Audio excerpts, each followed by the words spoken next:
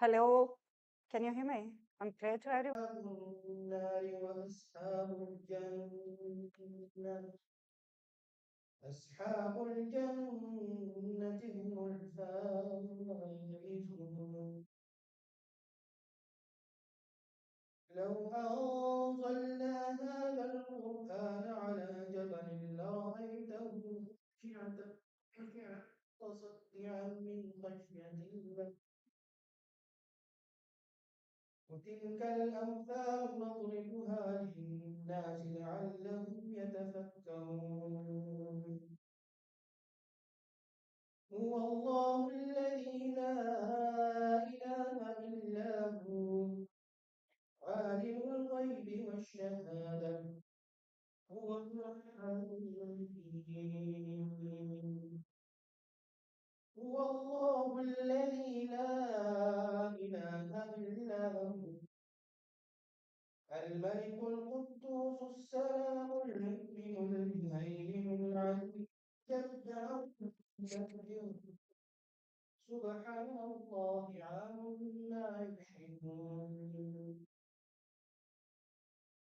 هو الله الخالق البارئ المصور له الأسماء الحسنى يسبح له ما في السماوات والأرض وهو العزيز الحكيم.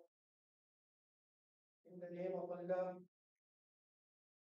the most merciful, the most compassionate. O believers, be mindful of Allah and let every soul look to what deeds it has sent forth for tomorrow and fear Allah. For certainly Allah is all aware of what you do. And do not be like those who forgot Allah, so He made them forget themselves. It is they who are truly rebellious. The residents of the fire cannot be equal to the resident of paradise. Only the resident of paradise will be successful. Had we sent down this Quran upon a mountain, we would have certainly seen humbled and torn apart in awe of Allah. We set forth such comparison for people, so perhaps they may reflect. He is Allah, there is no God worthy of worship except Him, nor of the seen and unseen. He is the most compassionate, most merciful. He is Allah, there is no God except Him, the King, the Most Holy, the All Good, the source of serenity, the Watcher of all, the Almighty, the Supreme in might, the Majestic. Glorified is Allah for above what they associate with worship. He is Allah, the Creator, the Inventor, the Shaper. He alone has the most beautiful names. Whatever is in the heavens and the earth constantly glorifies Him, and He is the Almighty, All Wise. Sadaqallahu al-Azim.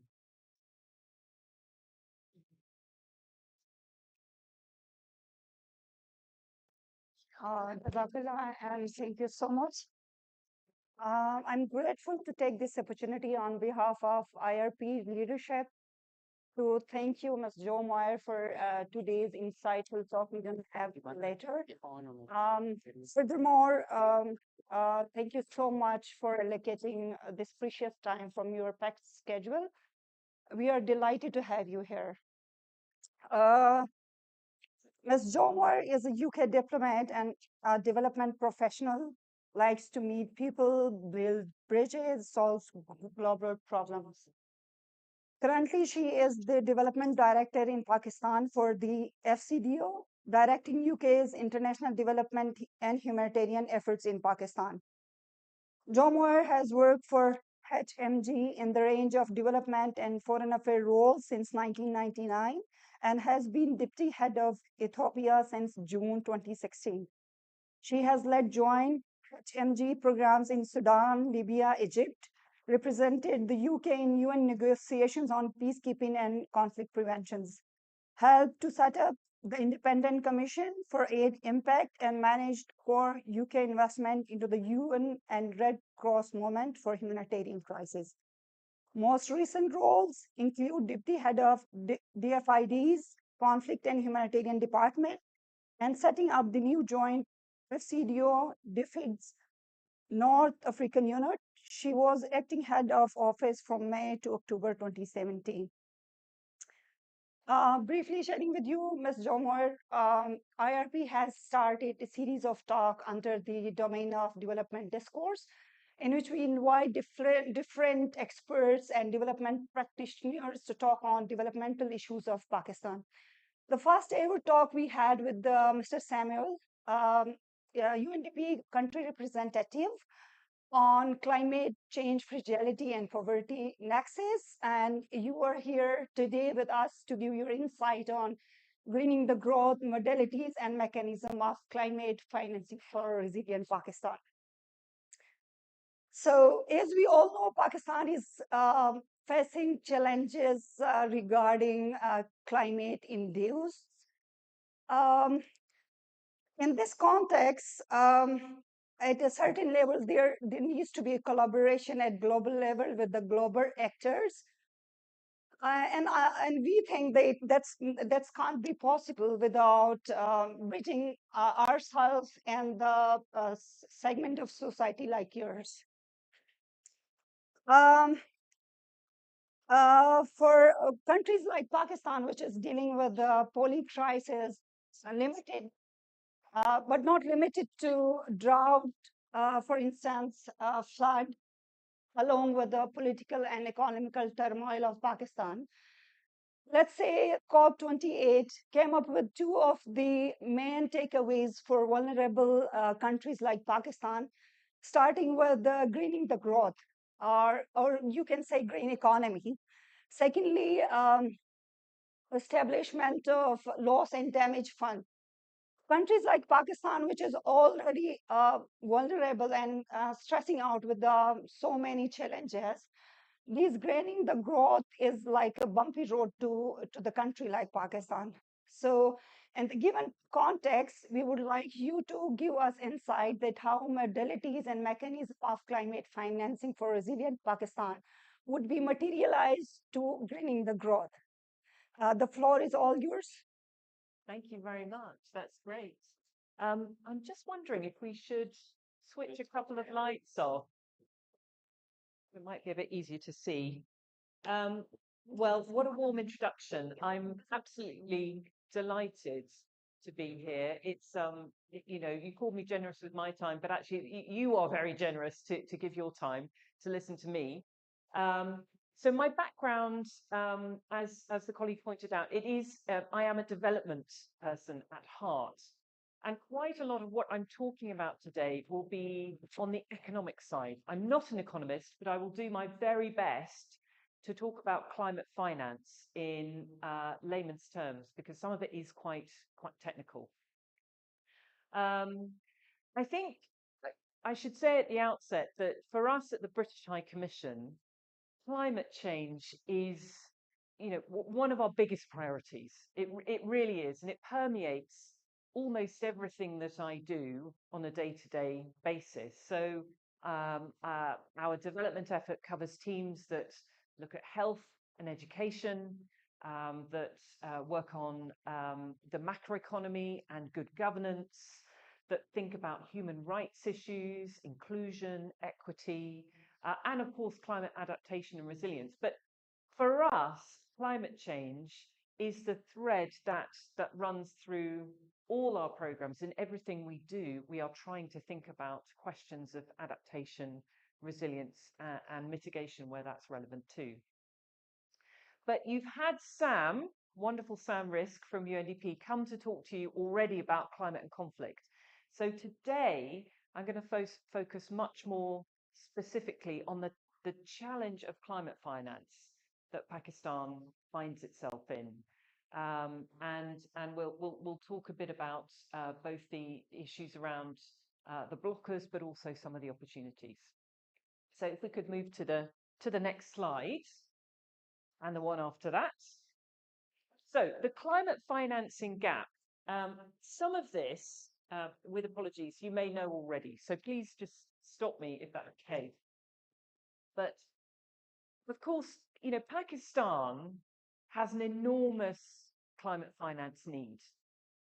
The World Bank has estimated that it will take $348 billion worth of investment between now and 2030 to green the economy and help Pakistan adapt and become resilient to climate change. So that's a huge amount of money. It's about 10% of Pakistan's GDP to 2030. The available public resources for that challenge, whether that's domestic public resources or even international public resources, the Green Climate Fund, the GEF, and so on, the multilateral development banks, it will never be enough. It's never going to be enough. The gap is so big. We all have to think a bit differently about climate finance. And the core of my argument is that it's private sector growth, actually, which will give Pakistan the liftoff in green investment. You all know this much better than I. You see this every day with the communities that you're working with. But Pakistan is hugely climate vulnerable. The eighth most climate vulnerable country in the world. Very sadly, we saw the floods of 2022 affecting 30 million people, 20 million people in humanitarian need. So there is enormous work to be done. The numbers are so big here because the population is so big. It's kind of mind-boggling. But of course, there are things that can be done to help Pakistan adapt and become more resilient to climate change. And you are all at the front end of that, day in, day out. And some of that will be ready for private sector investment, I would argue. Some of the work that is being undertaken at the community level. All right, let's move to the next slide, if that's possible. Sorry.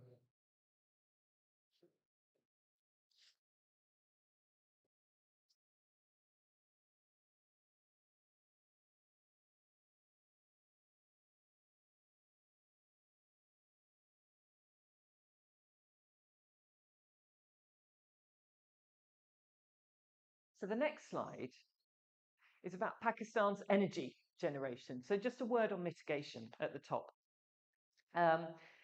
Like all countries around the world, Pakistan's requirement for energy is increasing hugely. And of course, a big part of what it means to green growth is to move to a greener source of energy generation. Pakistan has enormous potential in renewables, in hydropower and solar power and so on. And actually, many of those potential deals are ready for private sector investment, are ripe for private sector investment. But there are some critical issues in the energy sector, as you know, the way that generation, transmission, and distribution operate. So, of course, we know the SOEs in the energy sector, the famous Discos, many of which are loss-making, the IPPs, the independent power producer contracts, which Pakistan is locked into, often using fossil fuels. But Pakistan is then required to pay a certain amount against those contracts, regardless of the energy used. So it's a really complex picture, the energy sector. Having said that, as I say, it is a big source of opportunity and growth because the renewables hold such potential here. Of course, there are other elements to mitigation as well. Electric vehicles, more energy efficient heating and cooling and so on. And again, I would argue there's a huge amount of private sector investment available for that.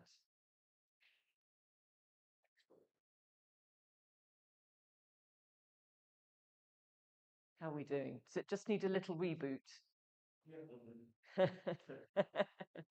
There's the easiest solution.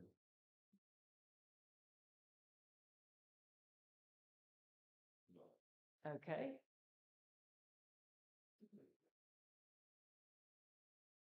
Brilliant. Thank you. So, yeah, we've done that one. We can move. You? Oh, that would be wonderful. Yeah, clicker. Okay. All right. So, just thinking about current climate finance that Pakistan is accessing, and I've sent the slides to Asif Sab, so I'm sure we can send them around. So in 2021, Pakistan managed to crowd in 4 billion's worth of finance into public and private capital. 4 billion's worth of public and private capital. So that's a big number. But if you think back to that overall financing gap of $348 billion to 2030, you'll see that we're still some way short, aren't we? And the other thing I wanted to point out on this slide is that the majority of financing coming is public international. It's the multilateral development banks that are doing a lot of the lifting on climate finance. So that's ADB, World Bank, AIIB, and so on.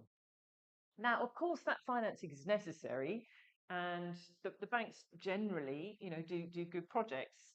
We can discuss that, but it's nowhere near enough. So the effort, I would argue, needs to be on getting more private sources of climate finance, both domestically but also internationally, foreign direct investment. Okay, move on.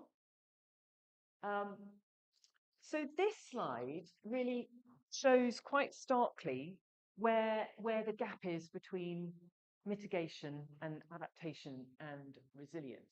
So I've talked a little bit about mitigation. As you can see, this pie chart here shows that 79% of current climate finance flows are for mitigation, those bankable projects, often in the energy sector, solar, hydro, and so on. But adaptation and resilience is what really, really matters to the communities that we're all working in. And that is where there's a significant gap. But we know that there could be opportunities. For instance, agriculture. Famously, agriculture in Pakistan is still quite low tech in many areas. There are big opportunities to introduce innovation and technology and investment and really improve those agricultural supply chains, which brings benefits to communities, livelihood opportunities and so on, but also potentially export opportunities, and that's really important for Pakistan's economy. The other thing just to point out here is that Pakistan's domestic private sector contributes very little to climate finance, to green investment projects at the moment. It's just 5% of those climate finance flows. And if you compare Pakistan to its neighbours, I think in India you'll find the numbers about 20-25%, similar in Bangladesh. So there's a lag there, which I think reflects actually the sort of state of the private sector in Pakistan. Okay, next slide, please. Oh, it's in my hand, isn't it? Sorry. Okay, so what do we do about it? What do we do about it? How do we accelerate green and climate resilient financing in Pakistan? So we've been working over the past few months with both the government and a consultancy, Boston Consulting Group, to really look at some of the blockers to climate finance here in Pakistan, and what are the concrete actions that together we can take to bring in more climate finance. And there are three categories of climate finance that you might think about. So the first one I've already talked about a little bit. So bankable climate opportunities. So these are investment-ready projects where it's more about deal facilitation. It's about getting the right support to make the transaction happen. And we have a number of programs that the British High Commission works on to try and bring bankable projects to fruition, to investment stage. The second area is around the planning that's required.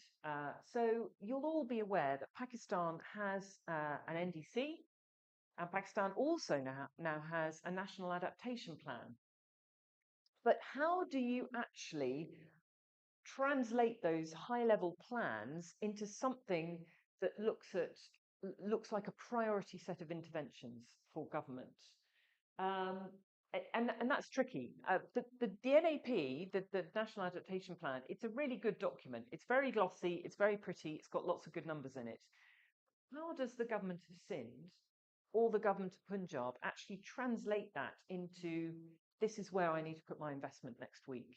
This is how I should be thinking about a public-private partnership. I need to focus on roads or climate resilient health posts or whatever it might be. So there's a sort of missing piece at the moment to ensure that government is able to plan effectively and prioritize climate interventions. And then the third area is around instruments, I would argue. So many countries around the world are now successfully using things like insurance or green bonds.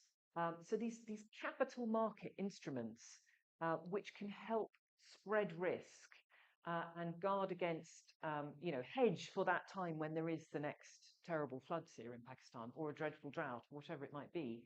Um, to summarize, there's sort of the pipeline of bankable opportunities for private sector investment. There's the planning, so that's the government piece. How does government think about its own interventions and sources of finance for those? How does it prioritize them? And then there's instruments. How can the capital markets here be deepened to have some of those green finance instruments? So thinking about these in a little bit more detail, for bankable climate opportunities, one of the things we found in looking at the current investment pipeline here in Pakistan is that it's difficult to quantify the returns on your investment. So you might have I don't know, a nice sort of cultural investment ready, Pakistani domestic company requires foreign investment to improve its supply chain, and the foreign investor might take an equity stake in that company. How do you quantify the full benefits of that investment? So something we've been working on, and I'll come to this in a minute, is a model which looks at the cost of inaction. So if you don't invest in improving that supply chain, in improving the seed that's used, the way seed put into the ground, and so on, and then there's a drought, what does the cost of your inaction look like? So there's costing the risk. I've mentioned already this question around on priority climate interventions, how at the provincial level, and of course arguably at the district level, there isn't really a clear set of interventions that different parts of the country need to be taking. And then thirdly, this point about disaster relief. There's no sustainable financing channels in place to capitalise and replenish on disaster risk. Very low insurance penetration. And linked to all of this, there's a set of issues, capabilities and enablers, if you like, limited data, no taxonomy in place. So that's a piece of work the State Bank of Pakistan is trying to undertake at the moment to define what is a green investment, what is a climate finance ready project. And that's helpful for businesses and government to understand how they can crowd climate finance in. Lack of incentive to promote financing flows. Again, this comes partially back to government planning. If government can say these are priority interventions in these areas, then there are incentives for finance to start flowing in. And then, of course, within the government of Pakistan, and you may have come across this, the coordination on climate finance is not good. And I think probably my friends and colleagues in government will be the first to say that. Unfortunately, we see planning sometimes at loggerheads with the Ministry of Climate Change. The Economic Affairs Division is trying to convene people, but doesn't really have a clear operational mandate. So it's a bit of a mess, if I'm saying, and that has to change. You have to have that high-level government coordination in place for things to happen.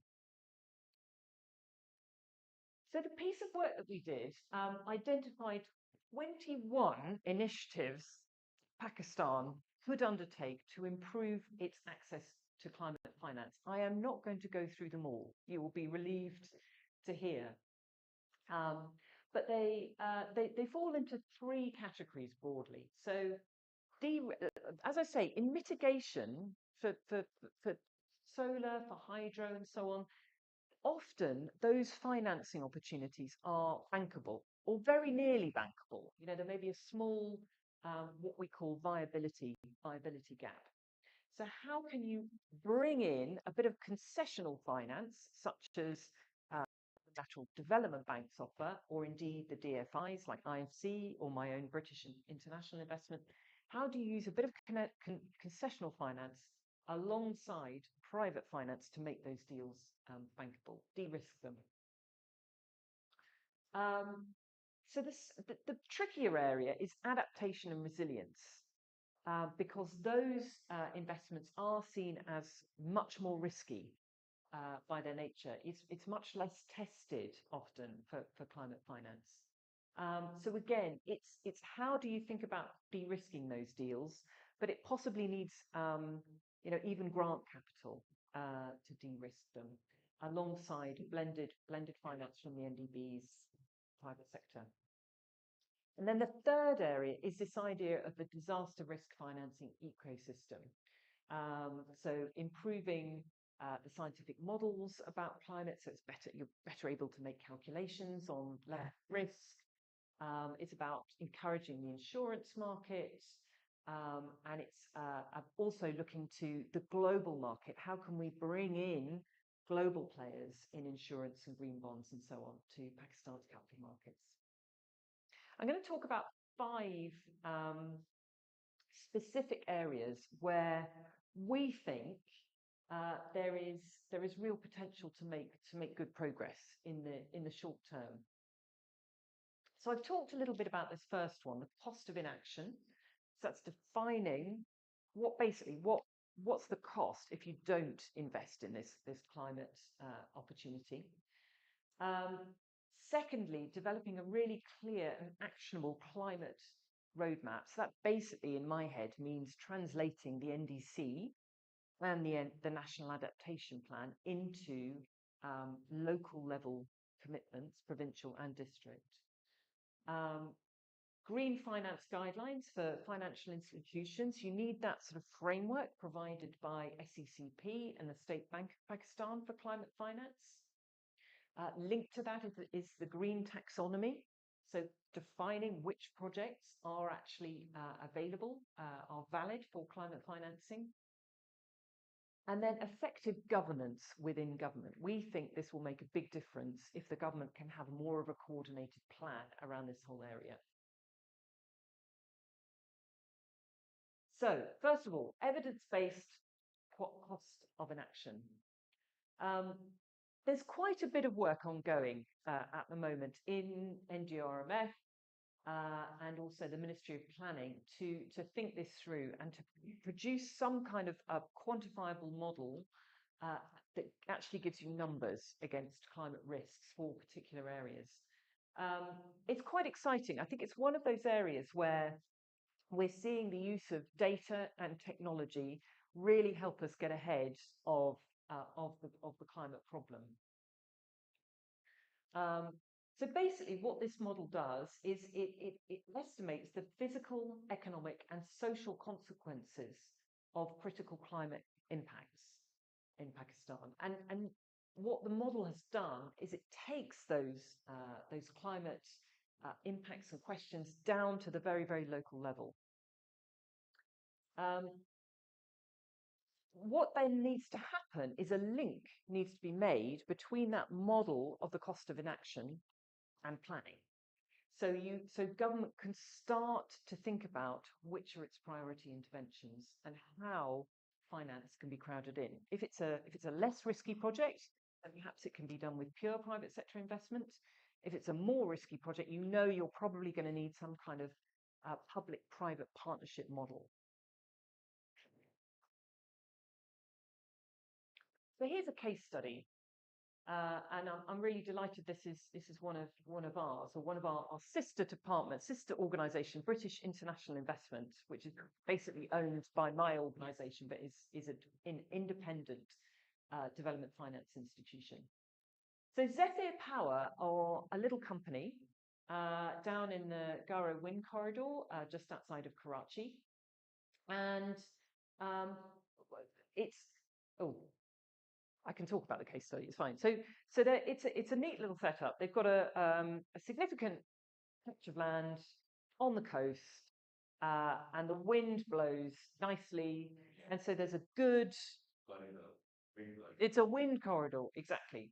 So there's really good potential for this wind farm. However, to really push that deal over the line, there was a set of work done around, well, how do you maximize the returns from the investment in that site, and how do you ensure that the infrastructure is resilient?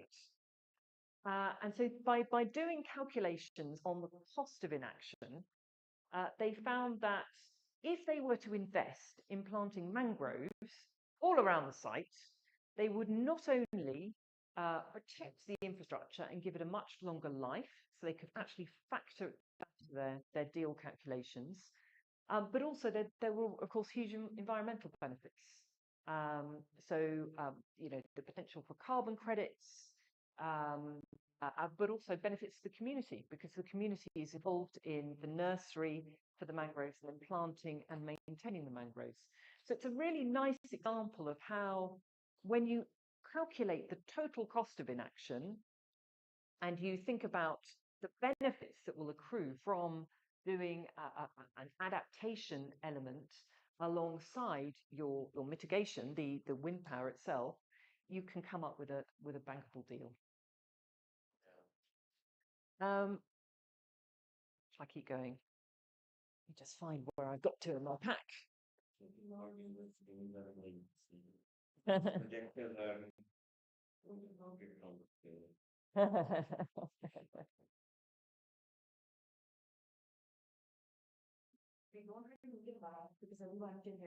Oh, I don't need to hold the mic.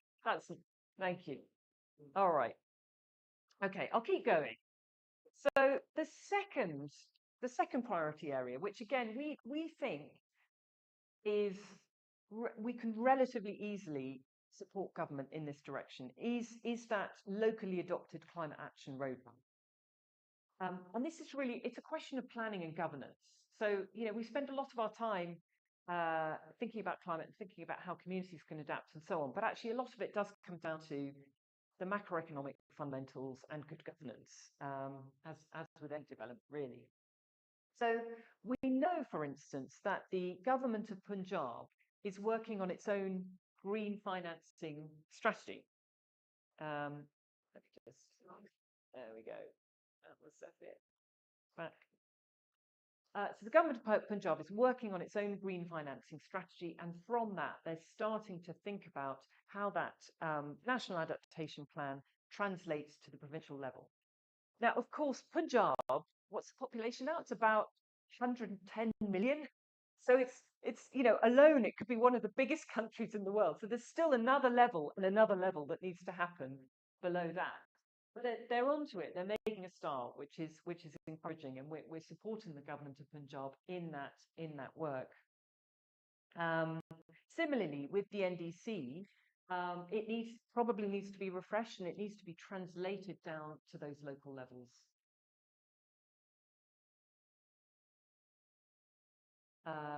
Yes, this is just a sort of summary. I think you probably all know the NDC released in October 21, the 4RF, the Reconstruction, Rehabilitation and Recovery Framework released in December 22, and then the NAP released last summer.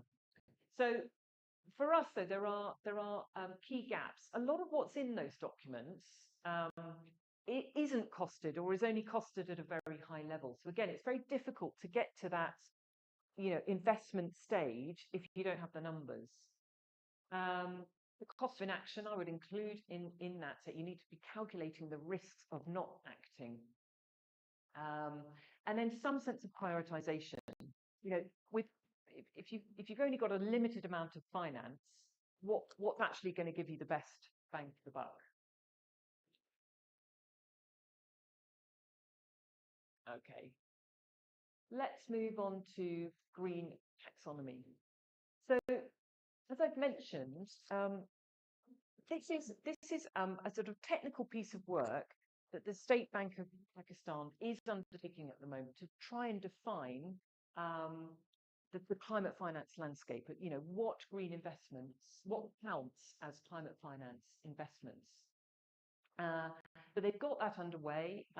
There's an independent working group already working on it with our support, with support from the bank. Um, but from experience, and this is what we see from evidence around the world, once that taxonomy is in place, it's much, much easier for international investors to start thinking about Pakistan as an investment choice. Of course, there are many other issues we could talk about: the macroeconomy, the regulatory environment, the investment climate, and so on, that also will factor into decisions of foreign investors. But for climate finance, this green taxonomy is a key priority. And then green financing guidelines for financial institutions. Again, this is another gap here at the moment. So um, when banks are thinking about investments in that green space, you know, there's a need for a clear set of financing guidelines. How do you the taxonomy work links into this? How do you define those climate investments? How do you monitor their effectiveness? And how do you actually model climate stress into financial institutions' own decision-making processes?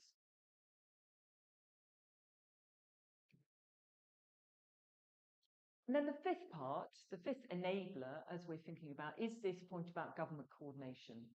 Um, there are many different climate finance units all over the government. I think there's one in the Ministry of Climate Change, there's one in the Ministry of Planning, there's one in the Ministry of Finance. You know, how does that all come together? What's the overall government of Pakistan vision for governing climate finance?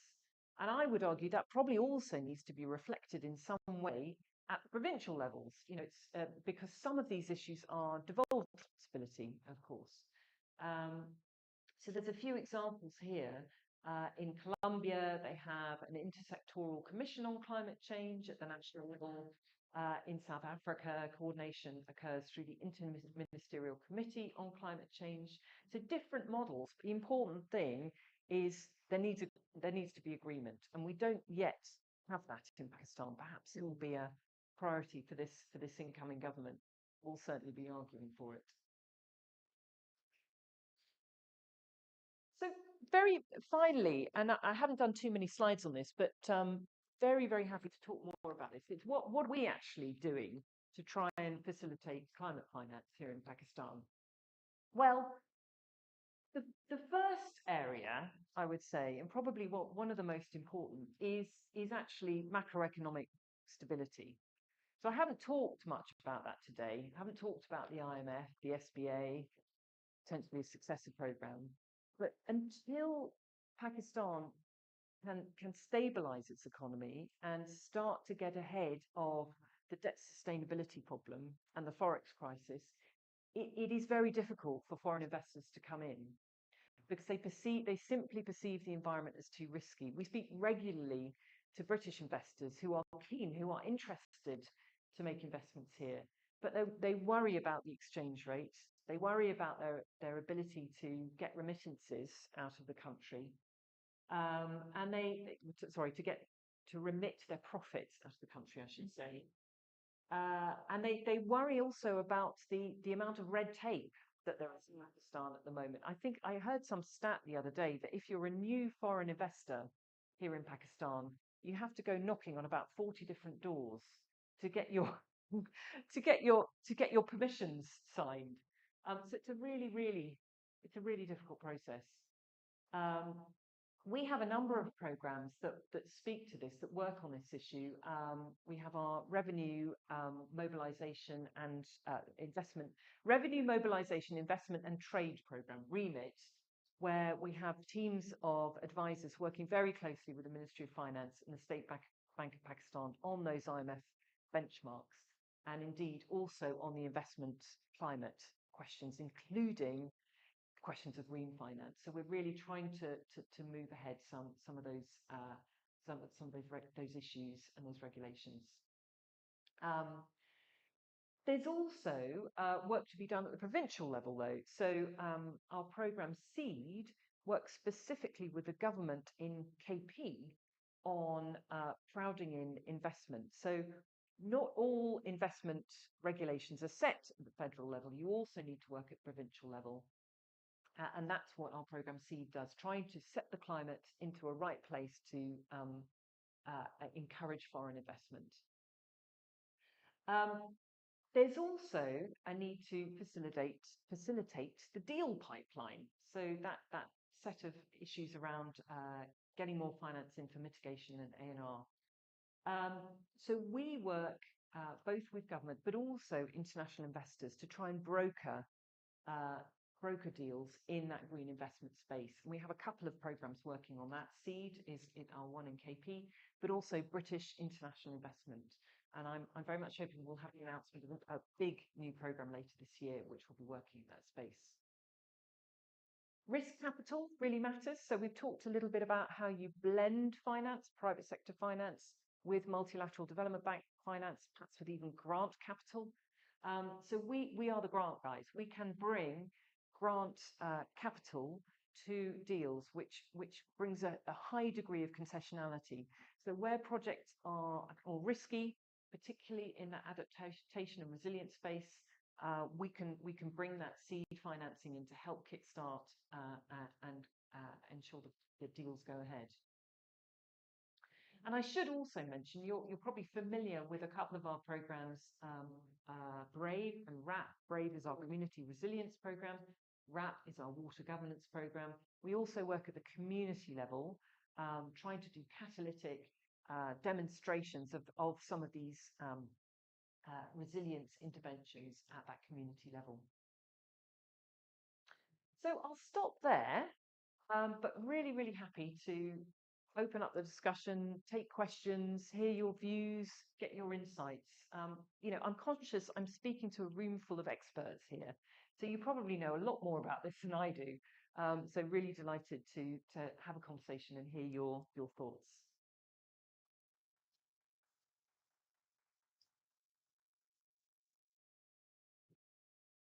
Questions? Was waiting.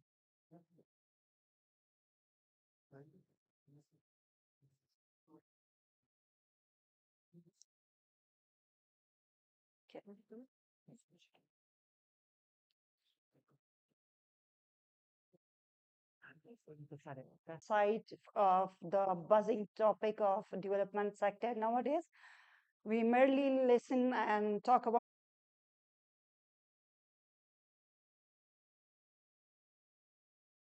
Hi, everyone. Thank you for coming. My name is Islamabad. I'm working here in Islamabad, Pakistan, as a water resource management and water specialist. My question is to you is that whereas other countries like Bangladesh, who Cambodia, Somalia, very funds in the countries. Yeah. So in Pakistan, is there a communication to create one? Or if to produce traditional, and if not, why Pakistan is so far unable to create one? And my second question is if allow that consider Pakistan vulnerabilities to climate change impact. What are the main priorities for as some of you have already shared? FCD reducing climate finance to strengthen the country's resilience. And how and where do you identify gaps in the strategies and fertilizing climate finance from the perspective of COVID, donors, and individuals? Okay, the first question was about should Pakistan have a climate fund? It's up to you mean a government National.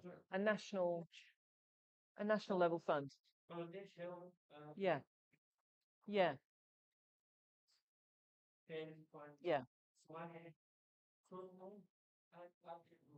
yeah. So far, Pakistan don't have any climate change fund, Yeah. like Indian funds such as social.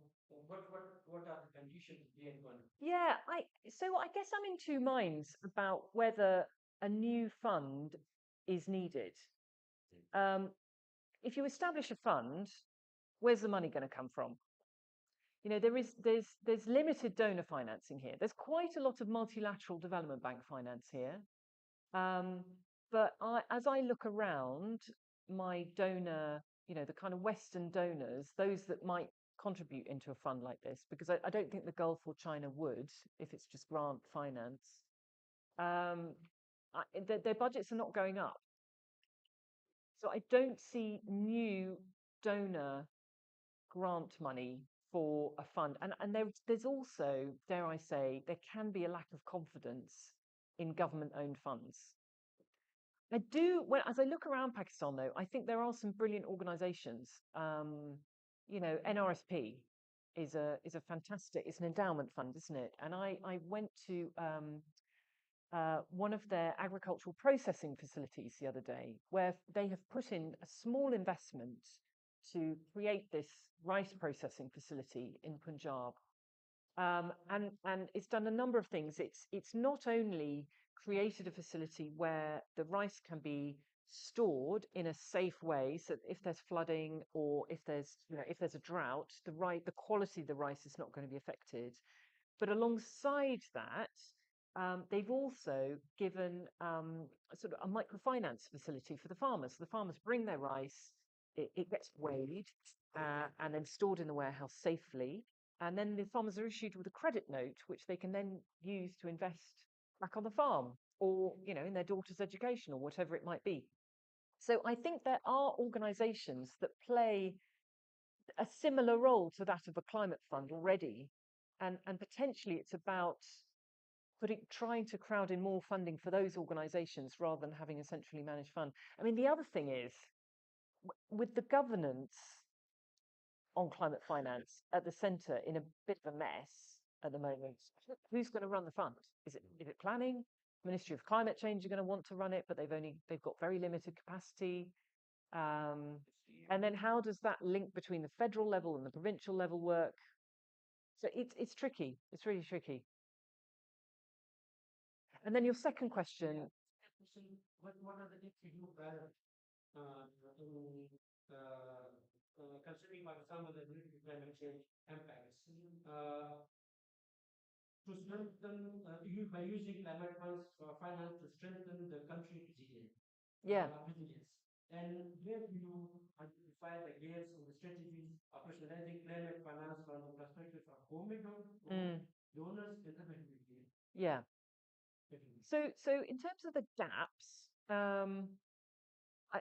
as I said, I think for government, there needs to be better coordination around climate finance and a kind of an understanding of the different roles the different ministries play. So, Ministry of Climate Change, they are the bit of government that directs overall climate policy, that holds the relationship with those big international climate funds like the GEH, like the Green Climate Fund. They obviously push forward all the negotiations at COP. That is their role. They should not, I would argue, be trying to design a green taxonomy. That is clearly the role of the state bank. They probably shouldn't also be doing the cost of inaction work, the risk modelling work. Feels like it's much more for the planning ministry to do. And in fact, the planning ministry is taking that forward. Because, you know, Ministry of Climate Change, they're not an operational department, whereas the Ministry of Planning is. They are actually thinking about different project interventions, and to make them sort of ready for climate finance, you need to have a cost of inaction built into those assessments, the PIMA assessments. So I think government needs to sort its coordination out, and I think my other argument with government would be that they need to be thinking much more about private sector climate finance, because as I say, the Global Climate Fund It's a big fund, but Pakistan hasn't done very well at accessing it. And even if Pakistan could access, 5 times more from the Global Climate Fund, it's it's not going to be enough for all the climate finance needs here. So yes, Pakistan should be doing more of that, but I would say government needs to think much more about uh, stabilizing the economy, the investment climate, particularly in green sectors. So, agriculture being a big one, water another one, um, and then really thinking about how to bring in both domestic and foreign international investment. Yes, Ms. Radhima.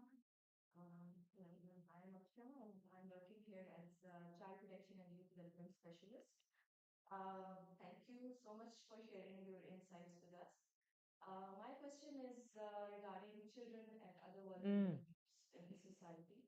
We all witnessed how floods 2022 impacted those children, women, and persons with disabilities, and overall how climate change is mm. impacting those segments of society.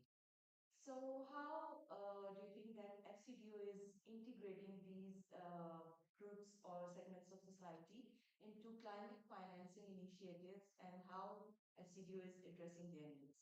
Yes, absolutely. Well, I mean, I think there's a broader question there about how children are thought about in terms of government policy and government planning. Because I don't know about you, but when I look at how, the public discourse, it's not about health and education.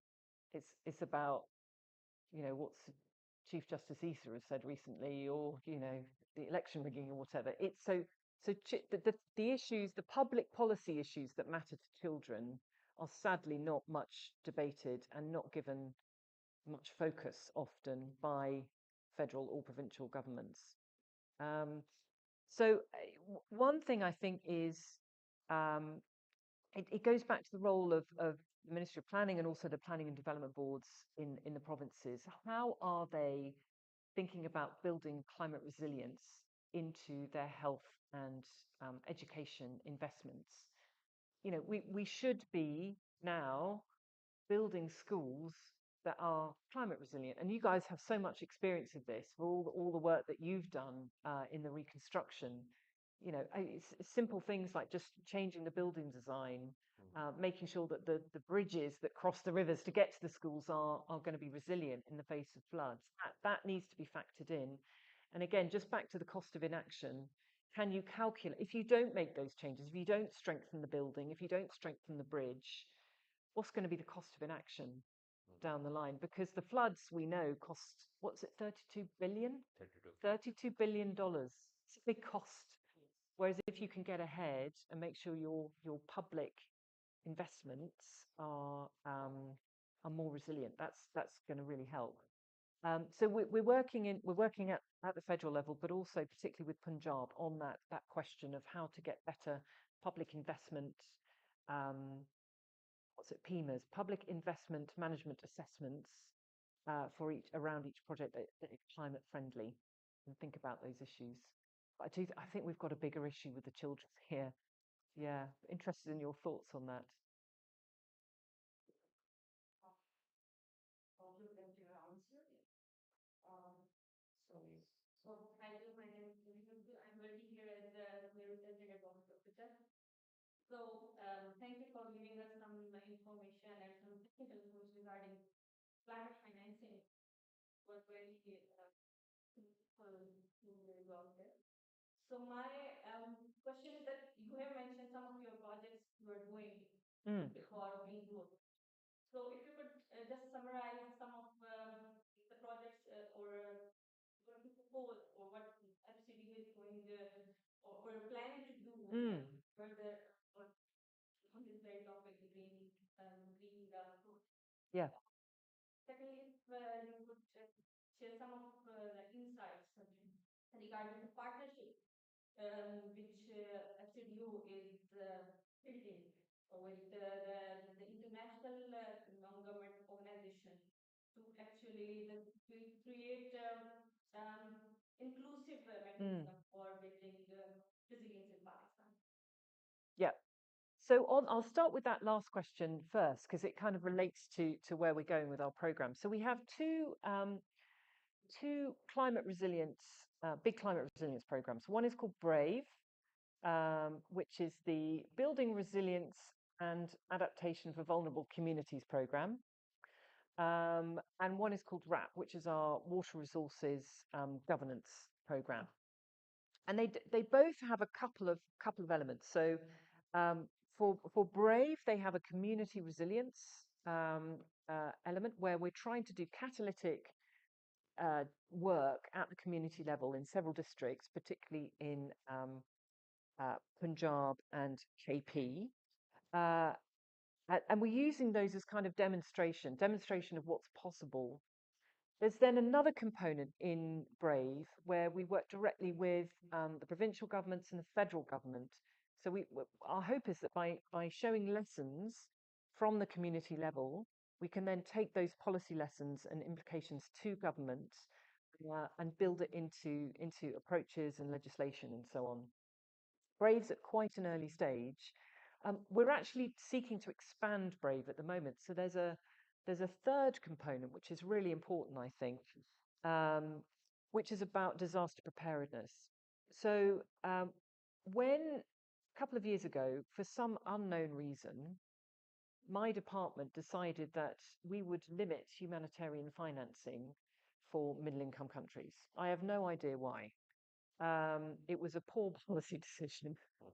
But I think, as was so poignantly demonstrated in 2022, middle-income countries like Pakistan, particularly climate vulnerable, can have huge impacts from a flood, huge impacts that completely outstrip the country's and communities' ability to respond. And so I don't think it's just not possible to say in this age of climate change that middle-income countries should deal with their own humanitarian problems.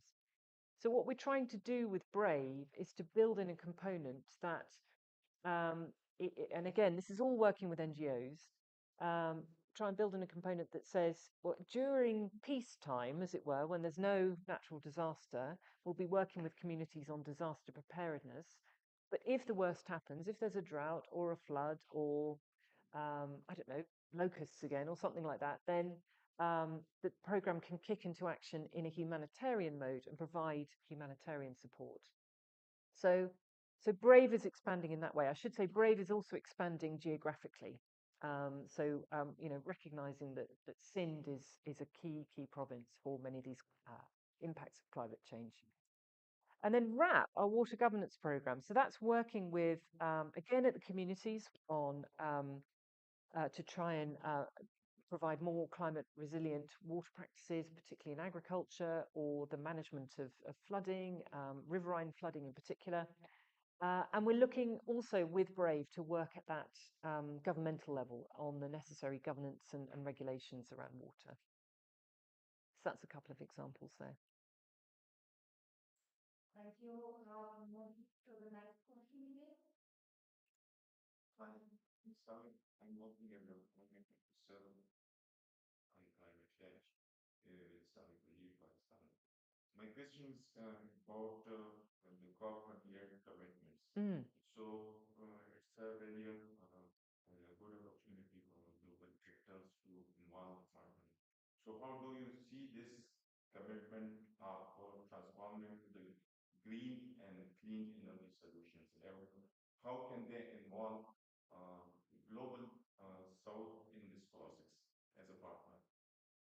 Yeah, so actually we have within the climate team at the British High Commission, we do have a little group of people who work quite closely with government on the COP commitments.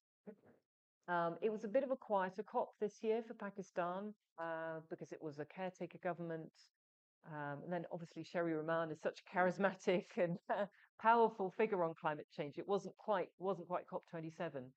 But I think that there is that involvement. We are very conscious as the UK that COP needs to be a global debate, and that countries like Pakistan should have a strong voice in those debates. The clean energy question the conversations we've had with government, it is a bit tricky here because of the complexity of the energy sector. Pakistan is tied into these independent power producer contracts and that tie the IPPs, and it ties Pakistan into use of fossil fuel at times in preference to renewables. So, for instance, for Zephyr, that little wind farm that we've been investing in the Garo corridor, um, they're only allowed to transmit so much energy over the lines because the government is obliged to draw down the fossil fuel first because they're tied into these contracts. So there's great potential here for clean energy, but the governance around the energy sector needs a serious look. And I'm sure there are people in this room that know far more about this than me. It's really, really complicated. But yeah, that is a key priority, I would say. Yeah, it also links to the IMF deal. The reason energy is so expensive is because of these IPPs and the circular debt. So it has to be solved, and it's going to be painful, but it has to be solved. Maybe everyone.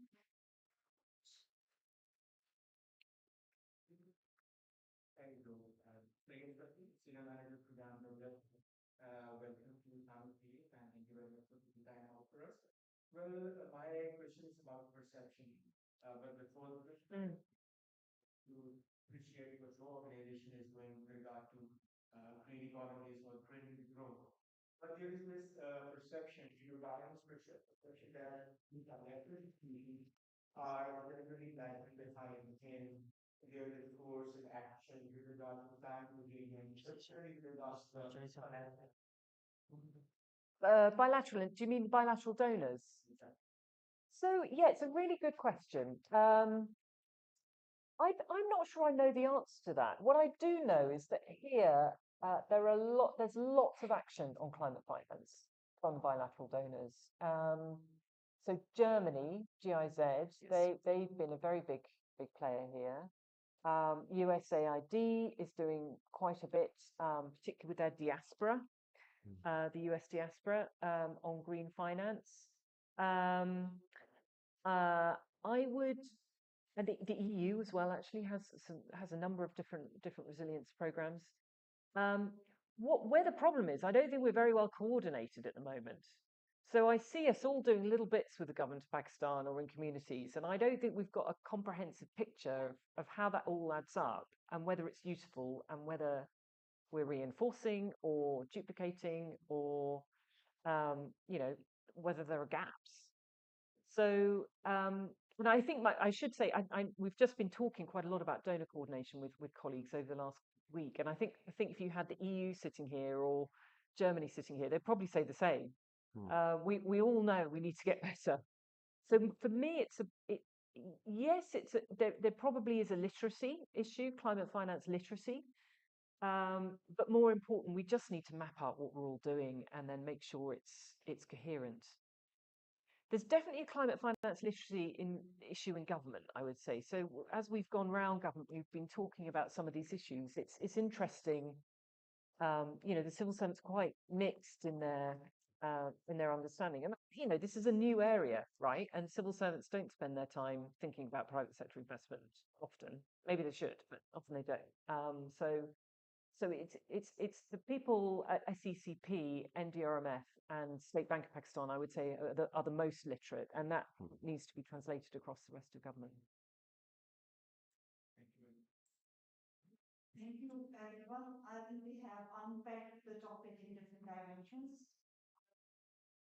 Give the floor to Mr. Atik Shirazi, CE, IRP, for what is anything into the conversation. I don't think that I need the mic, yeah, because I have a book also. In these type of the talks, Joe, you need to take the notes because you have to conclude. So I was writing a lot. So first of all, thank you very much for Ms. Joe Moir to come here, give us an honor and the opportunity to our team to hear from her experiences. Though in the beginning she gave the disclaimer is that it's more on the private sector or this economic type of the activities. So she is more expert on the development. But I'll say that I think the topic you covered is very good. Even the private sector might not cover in this way that Joe covered. So, of course, the climate change is the biggest challenge of Pakistan. We are happy to know that FCDO is a big priority, and climate change is a thread in all their program. The challenges of Pakistan: 34 $340 billion are required by 2030 for uh, for the green climate, or to go. You can say that for the adoption, mitigation, and everything. So far, only 4 billion. This was the figure. 4 billion was the on. Billion, yeah, Yes. yeah, yeah. Yeah. So this is like this challenge is impacting everyone, climate change. So it's a role of everyone. So we cannot exclude the private sector. Of course, government is responsible. The other actors, all the partners, they are uh, the stakeholder. Bilateral donors are stakeholders. Banks are stakeholders. But of course, the communities or the vulnerable children, they all are the stakeholder in this. So there are many challenges, especially the area of climate finance is very new for Pakistan. It's a new name. It's a new, I don't want to say that it's a new jargon, but it's something which is new. So I will endorse what Joe is saying. I also went to various ministries. There is a climate finance unit or department in Economic Affairs Division. There is also in MOCC, also in PND. So first we thought that's EAD, but then MOCC has its own, and the climate change, as per their name, that they think that it's more relevant, but it's not only, you can say, maybe the everyone is also seeing the opportunity in the climate finance, so everyone is taking charge of that. And uh, the most important thing is uh, uh, from all this is the a network efforts are important, a coordinated efforts are important. And then we also have to learn from the past mistakes. Like she has given examples of IPP where the capacity charges uh, were included. Either they produce or not, Pakistan government or the consumers, they have to pay or contribute in that capacity charges, which is a burden on the bills. And even on these uh, green energy, like the solar, there was some policy on the solarization even at the household level. Uh, when this capacity charges issue came a couple of months ago, even there was one suggestion that we should not buy the electricity from the households who are having the solars. So the policies should be based upon the people, about the communities, or the you can say that the poor people should be the heart of all the plannings. And one of the, of course, the private sector has a role, but that may be also a challenge. If we will give everything in the hands of private sector, the pro-poor policies and these type of things need to ensure by someone, and someone needs to monitor all of those things. We are also agreed with the five immediate actions, which are really immediate, and it needs to be taken as soon as possible. Banking things, climate finance, green energy, all this. We have few plans. We have the National Adoption Plan, we have NDC, we have 4RF. All the plans are really very good. We are practically implementing 4RF with the support of UNDP. We also supported when they were developing 4RF. We know that the implementation is still slow. The houses, those were damaged in the flood 2022. The number was more than 2.1 million, but so far only 5% houses are being built. So this 4RF, the progress is very slow despite of the 9 billion pledges in the pledges conference last year in Geneva. So the challenges are, of course, there, and we are happy to know that FCDO is contributing a lot in terms of, you can say that, a knowledge management also. Like your recent this study through the Boston group, it's also helpful, as well as some of the contribution educating other donors also. Uh, Government of Germany, of course, they have a good role in that. The other institutional donors or the bilaterals, they of course have a role. FCDO also has a good role. FCDO has a history in Pakistan, so they are playing it with this most difficult time. Like the economies in Europe and UK is also not very good. We are feeling inflation, but of course, our colleagues who come from UK, they also tell about the gas prices, and same is for the Canada and other countries. Another thing which I picked was that whenever we have the crisis like this, like in 2022, the large flood. Normally, it comes, oh, we should have the funds, uh, so many funds. We have like a green climate fund. Then there was a talk of loss and damage fund, and also there was talk in Pakistan is that we should only have one fund for the climate financing. So sometimes we just like become busy on the too much details and too much micro level things, but the m- this interdepartmental or inter ministerial coordination, these type of things are more important. So I hope that with all the efforts, like the efforts of FCDO, the experts like Joe and others in Pakistan, I hope that the we'll be able to move in that direction. And the last thing which Joe said about the humanitarian capacity, that is something we all witnessed in the flood 2022. Uh, I don't know what was the situation back in 2017 or 2016, 2017 or 2018. First, when Pakistan was declared it's a middle income country, and after that, there was no humanitarian capacity anywhere. It's not only like FCDO made this decision. It's even the big stakeholders whose primary job is also doing the response or doing the preparedness activities and linking preparedness with the response.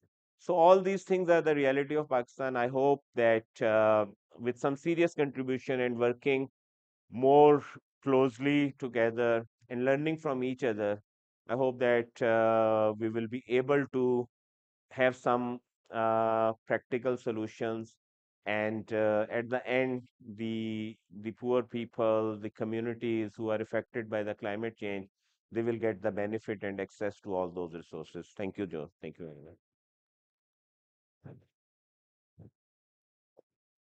much. Come for tea.